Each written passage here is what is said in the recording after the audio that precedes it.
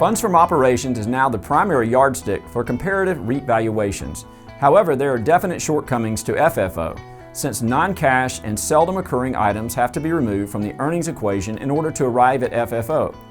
In that regard, FFO is rather like a proxy for recurring cash flow that can be used to support dividend payments. Recognizing this, many analysts and some companies began to report adjusted funds from operations, or AFFO. The biggest change by far that AFFO makes to FFO is to subtract recurring capital expenditures. Basically, this is an acknowledgement that not all depreciation is non-cash. If you're a landlord, you can generally expect to be called upon to make improvements to real estate each time you sign up a new tenant.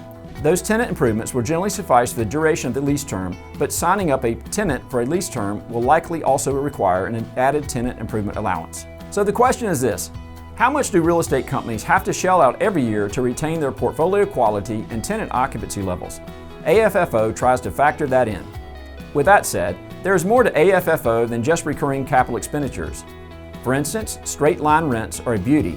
In one of the more poorly conceived parts of GAAP, rental income is often required to be straight-line over the term of a lease. One obvious result for straight-line rents is that FFO per share growth will be lower than actual cash flows would suggest. AFFO is designed to be a closer proxy for actual normalized cash flows per share. But keep in mind that it is not sanctioned by the SEC and isn't always consistently reported.